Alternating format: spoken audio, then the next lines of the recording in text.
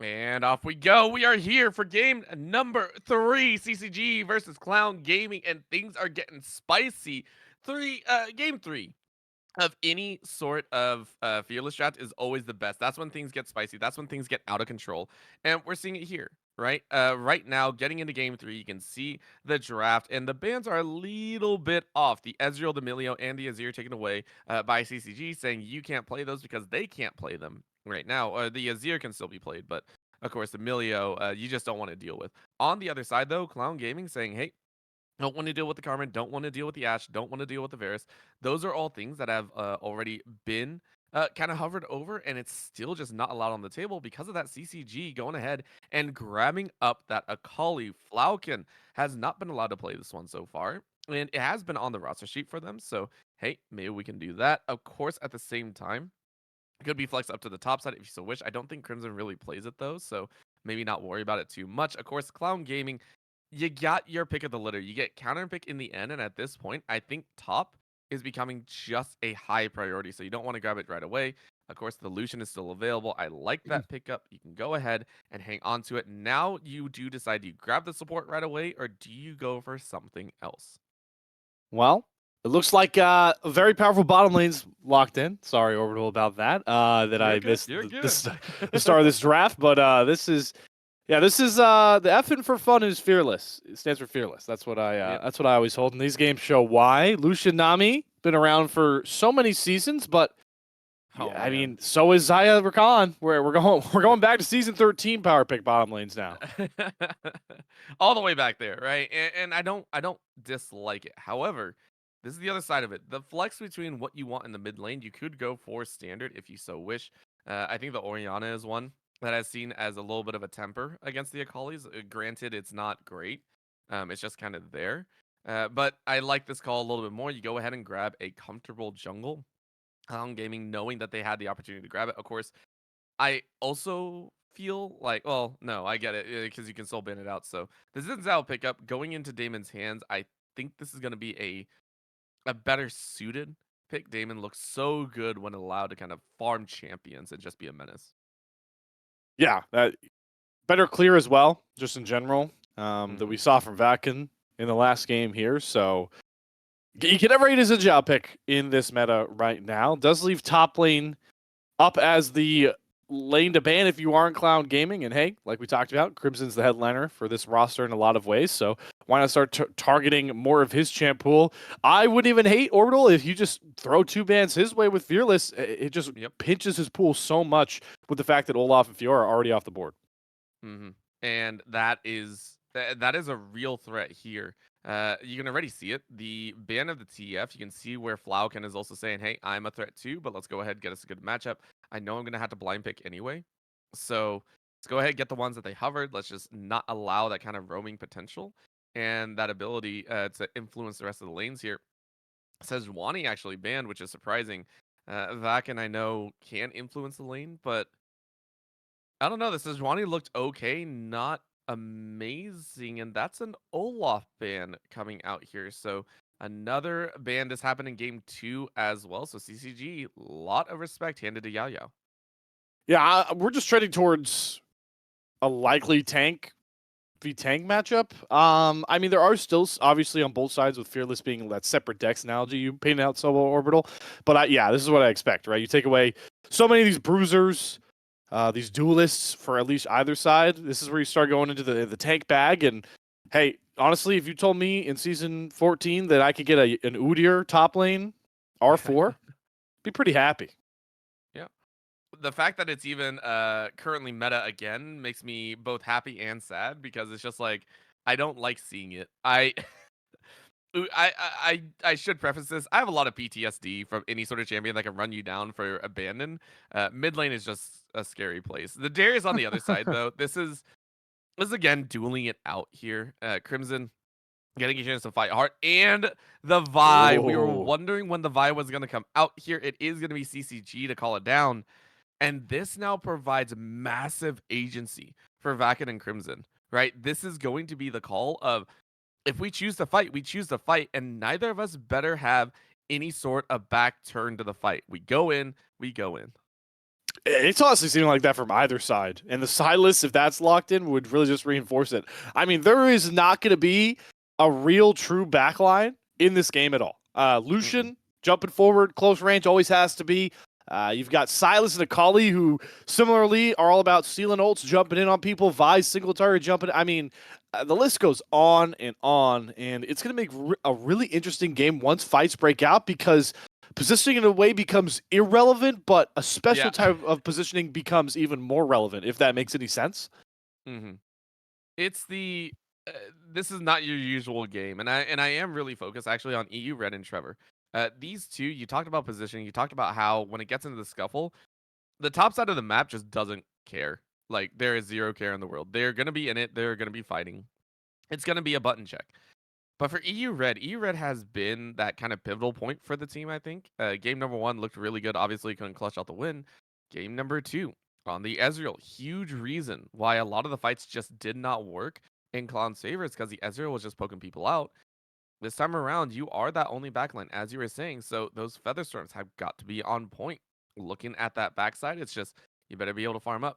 Same with the Lucian Nami, right? You pick the Lucian Nami for the early game aggression, but mid to late game, your positioning better be perfect or you're just never in the fight. You're just gone. So very excited to see what can happen here for this game and who's going on into a second chance at this qualification. I know you talked about it. There's some teams that are already qualified, but man, it always feels bad getting knocked out of bracket stage. Yeah, the winner of this game would go on to play Team Fish Taco for the other qualification seed. BlackRock Esports. I don't know if we have it up here. We'll have it up here on Running the Rift. There's a lot of future tech that I can't say for. Regardless, we will not. Okay, that's I've been told. But BlackRock are still to yet lose a game in the qualifiers, so they're the one seed, and Team Fish Taco would be the expected second seed in a lot of people's eyes, but anything can happen in these best of threes, these fearless drafts, and one of these two teams, CCG or Clown, are looking to find that ticket. And I would like to preface this as well. CCG have more than a reason to play this one to like the hype, right? The reason for that is CCG actually lost to Team Fish Taco earlier on in this group itself, right? Like that is the other side of it. So a little bit of a chance at revenge. And the fact of the matter is, TFT, it was actually a 2-1 victory over CCG. So it was not clean. It was not easy. So I'm excited to see if CCG can come out here, we get a revenge matchup, and we get to see who actually moves on. That would be a lot of fun. For right now, though, battle lines are drawn as we're into the final game of this series. Last one available. Bittersweet because we get a cool conclusion, but then I have to stop casting with Orbital. So we take trade-offs. We take trade-offs here regardless. Speaking of trades, Orbital, the bottom lane is kind of the one area on the map where I think we have a difference, right? We talked about with Draven earlier, but Lucian, that's a lane you got to win to really be more effective as you go on. Xayah, she might be weaker, but it's not a bad lane for Xayah if you just farm up and wait to be that later in the game menace with those Feather Storms once you hit those 2 to 3 item spikes. And that's actually why we see Paragon flushing towards that ignite. Just like, bro, I gotta win this lane. There is not a moment that I can lose. I need to win this lane, and it's the other side of it. There have been some aggressive stances. I kind of wish EU Red would have gone for the exhaust. You know they're gonna kind of jump in and be super aggressive. You know everyone's gonna be in your face, but the heal, of course, keeping you alive. I think it's the old standard. We do have to watch how this works out. Nostalgia as well as the other side of things. Nostalgia running that heal, just trying to be that friend and trying to be that helper, will be one to watch for. If you get poked out early on, you set yourself up for possible death.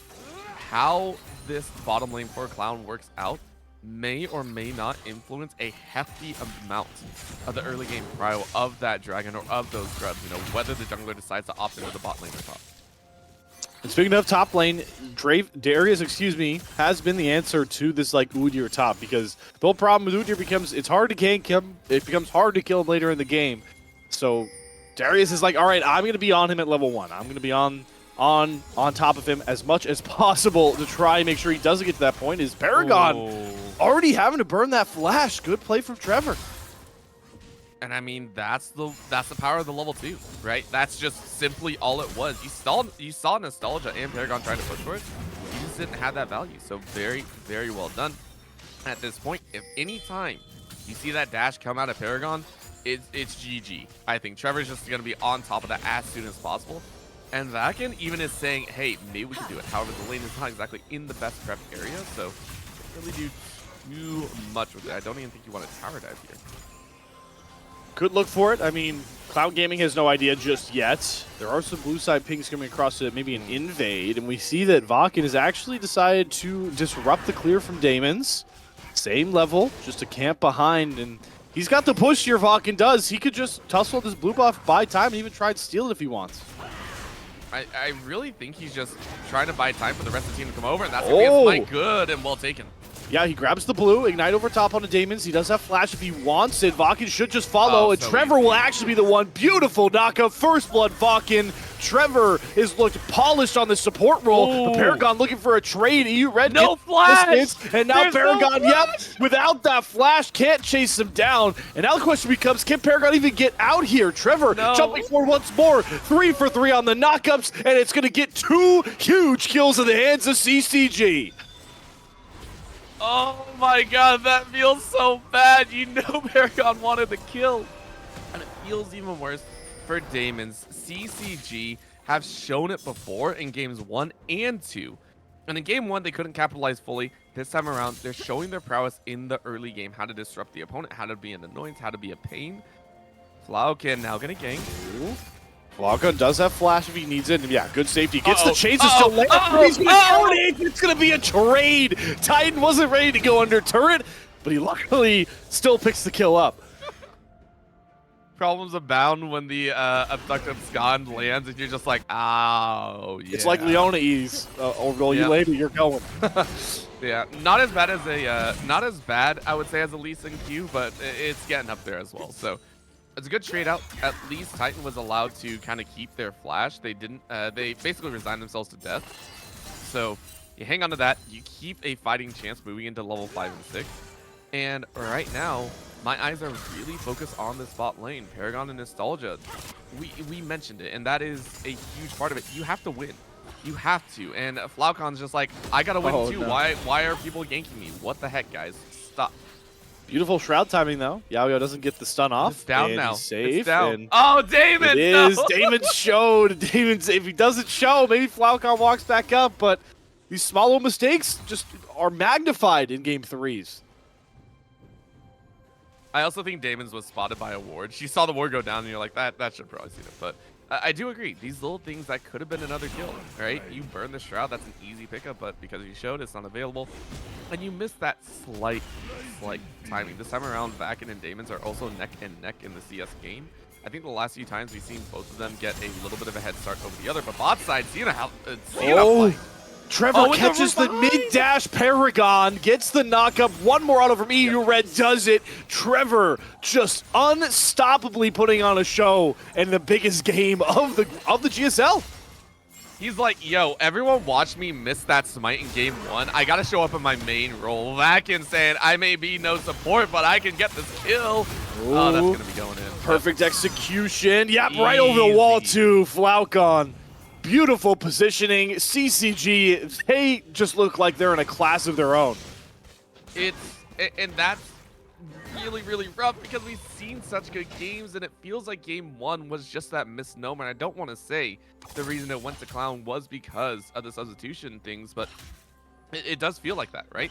CCG looked primed and ready. They looked like monsters, and we're seeing the difference come out here. This is a team that was rated very highly by the committees, by the squads themselves, and saying, hey, you know, they're strong, so they're going to play like it. They don't want to fall here. They don't want to fall in a scenario where they're already in the lower bracket. So another gank towards that mid lane at this point. It's literally just a drive-by, it feels like. Flaucan's like, yeah, I expected this. Thank you very much. It's just Trevor again, right? I mean, right place at the right time. I haven't seen him miss a W on this Rakan just yet. Desperation coming out. Daemons are trying to get the first Drake, but you have Vakin, EU Red show up. Flaucan's still around. Very low HP. Paragon could push forward if he wants to look for a trade. Does dash forward to get the kill, but the Shroud comes up. Dragon as well goes in the hands of CCG, and now Daemons. This game just gets rougher and rougher for him. Killed off once more with a shutdown, finally getting over to Paragon. But look where he is on the map now. And you sacked one of your own deaths as well. Damon's went down after that fight. And it's just a chase out. Trevor still running for the hills and top lane. A burn from Crimson as well. And now he can't get anywhere close to his turret. Paragon does get out because he finds Trevor, luckily not Vakin. But Olga's Crimson let Yao get out. He has Ghost if he wants it. Do it, Crimson. Do it, Crimson. I know you want to, buddy. I know. It doesn't matter. No. It doesn't matter if it's 2v1. And now he's falling for the bait, though. He needs to get the healing on the Q if he can to find a trade, but it's Yao that bides his time and picks up the kill for it. All right, I spoke too soon. Listen, you cursed Trevor and he missed a W. I cursed Crimson and he loses his ghost and just dies. So, you know, I think it's a fair trade. It's not idealistic, though. Crimson being allowed to do that, and the only reason you get the kill is because Damon's game's up. That's dangerous. CCG are in such a good position, 7-3, and now they're just gonna die this. Cease and desist, lock Paragon up.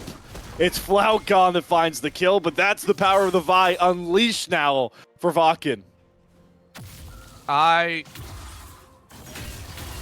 sad, Slayer. I'm sad. I saw Clown in games 1, and even in game 2, I was like, man, I wanted to see more. And right now, it just feels like they're floundering. And of course, that is part of the fearless draft, right? You get one chance to do well on champions that you have, and if it falls apart, it falls apart, and that's just the way the cookie crumbles.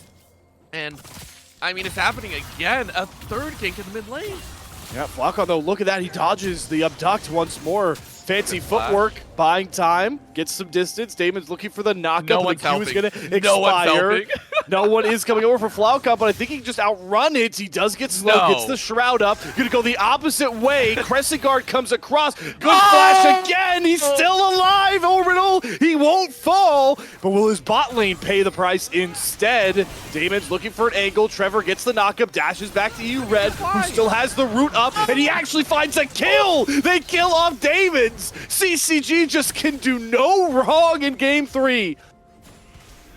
There's a point where, as a mid laner, you hate that your bot lane didn't roam up, but the pressure that EU Red and Trevor are throwing down, and the fact of the matter that you're able to gather a kill behind it, I gotta give you props, Slayer. You mentioned it, Trevor being a monster on this recon. It's showing again, has been a priority member and 66.6 repeating % of these kills, and it's not going to end anytime soon. This recon is doing so much work to deny Clown of everything that they want to do. Everything that they have tried, they have been denied maybe a singular kill, but a lot of those have just been consolation prizes. Vakin now getting even all of the grubs, all the dragons have been their way. It's just so rude. And even topside, where you saw Yayo get that solo kill, he is down more than a kill's worth of gold in CS. The Crimson has immaculated, and plates. He's taken 3 of those plates on his own. So the gold is actually 700 in favor of Crimson, even in that lane. And that's just a small piece of the nearly 4K gold lead CCG holds before 12 minutes even crests. Even Titan's like, I don't know what I'm going to do. I'm going to go ahead and just go in. There's not much else you can do. However, you duel it out enough. Ooh, okay, but that's all of the Silas kit down for Titan, and he's too far behind. He went. If you go Rod of Ages, you're scaling up, right? And the damage isn't there at this point in the game.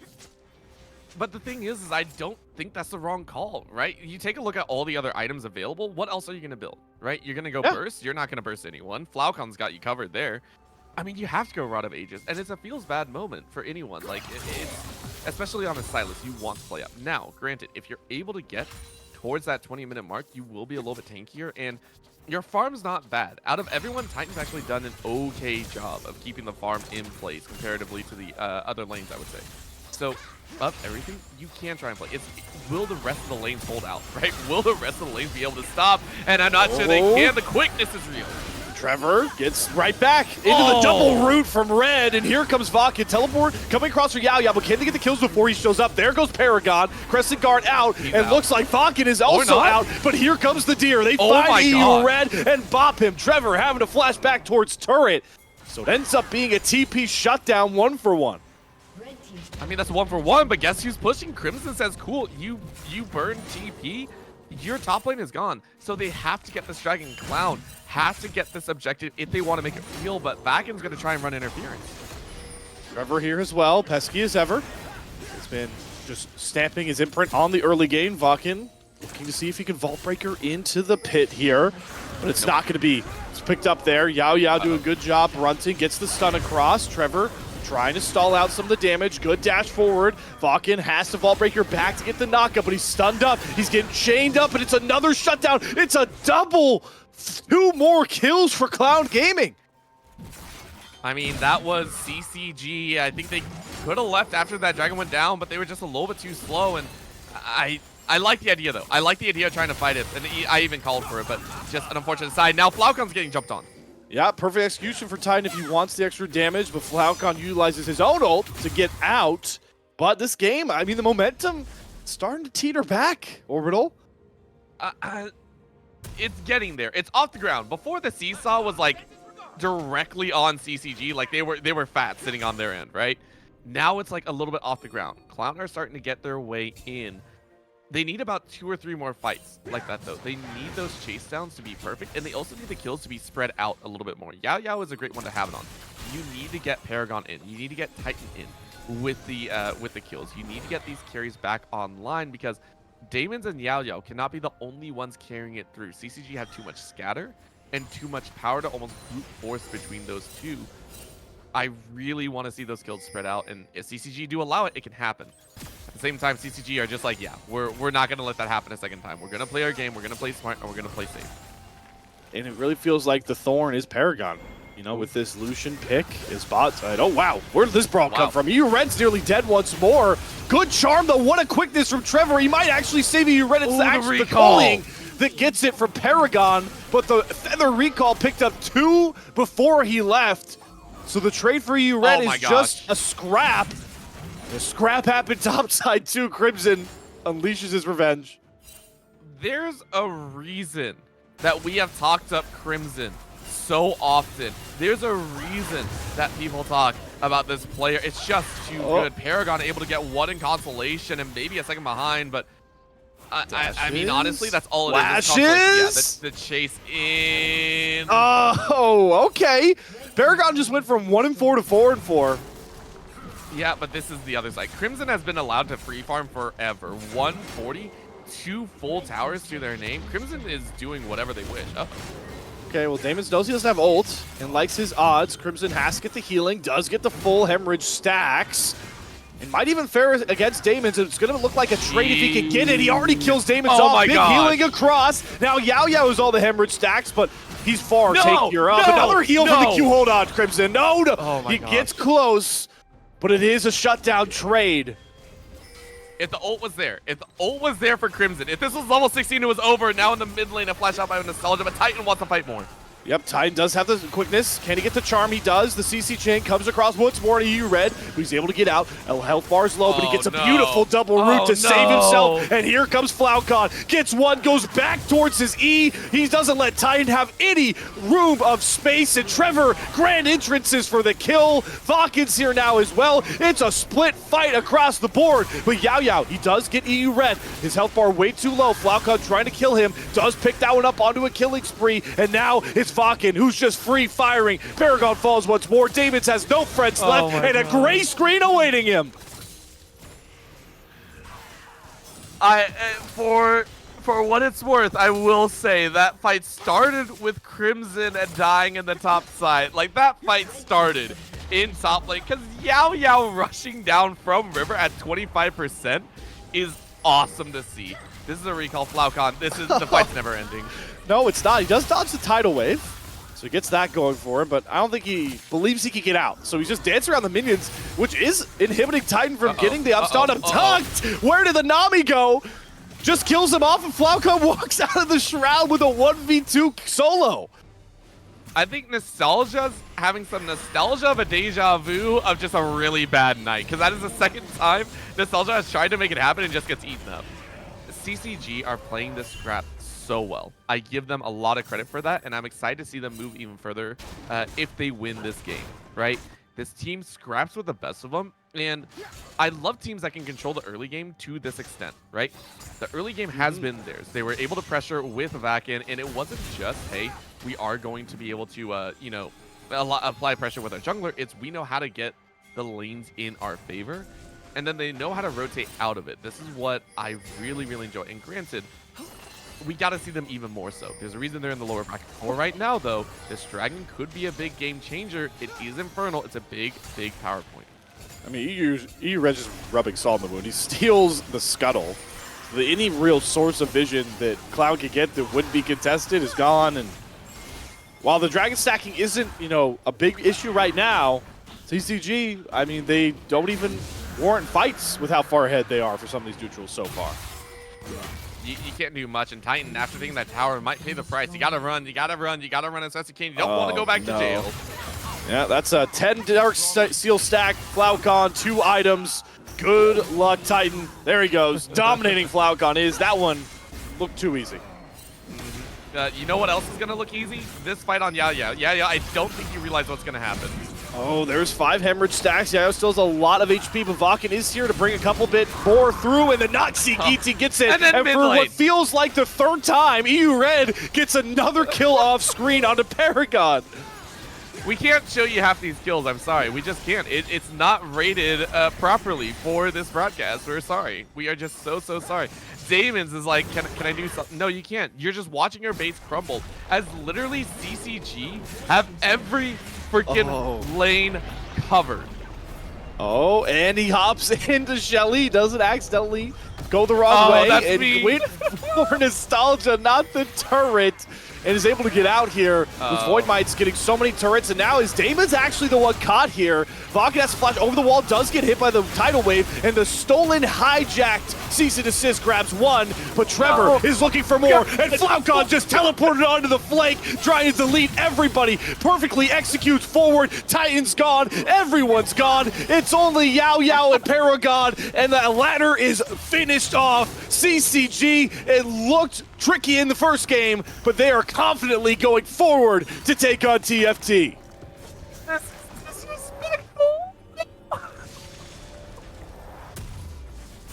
Seen something like that happen. That feels so bad. Cloud, they thought they got a pick, but Flaukon with the TP. Oh my gosh, 11-2-3. What a bully moment right now. Has had a phenomenal series throughout, and I mean, CCG, they are fighting with a vengeance. By the way, this is by far the more one-sided of the matchups, right? CCG, 29-13, 2 dragons to their name. The fact that I fully assumed they could do Baron off a spawn with no contest says a lot about what's going on. Clown are just like, we're trying our best, but Paragon, I don't like where you're standing, man. Yeah. Yep. I mean, it's too easy with that ult. That's what Vi is all about. Single target annihilation. A 9th death for Paragon. Jeez, I'm just... the Lucian Nami was picked up early. It was picked up round 1, and this is what I expected more of. Whenever it's a round 1, you gotta be ready for some of these matchups. These dangerous scenarios where you get pinched where things just do not go your way. A tower goes down with the bounty on top, but it's quickly evened up with this Baron. CCG have every piece to the 5-piece puzzle that they need. All they need to do is slot them in. And yeah, I mean, the coin slot, it looks gigantic, including the lead that they have. I mean, this is over 11K. It's bigger than the lead they had at the end of game 2, or right around it. And that's without them knocking down all these turrets. They've got the Void Mites, they've got the Baron minions.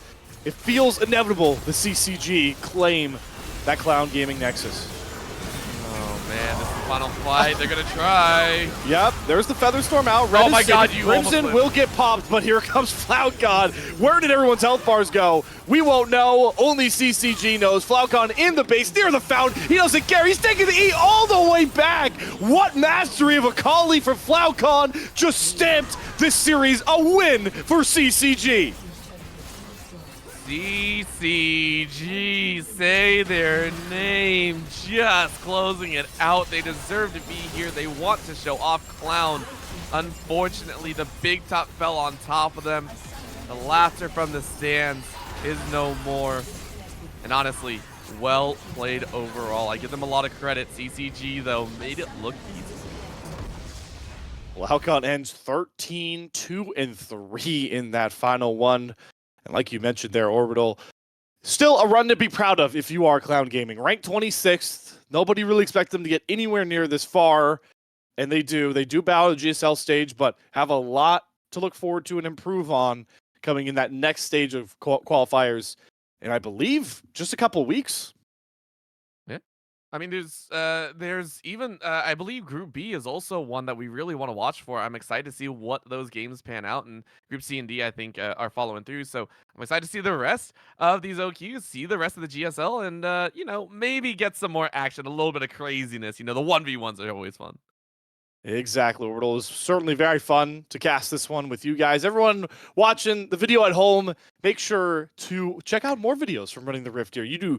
I cannot, in words, explain how much work is being put in behind the scenes from Adam, from Sherv, from Yanni, the staff here at Running the Rift to get this coverage of the qualifiers. So make sure to please subscribe, like as many videos, watch as many videos as possible, because this is going to keep going all qualifiers long. Make sure to check out the videos. It's CCG here taking on Deep Fish Taco as Group A trudges on.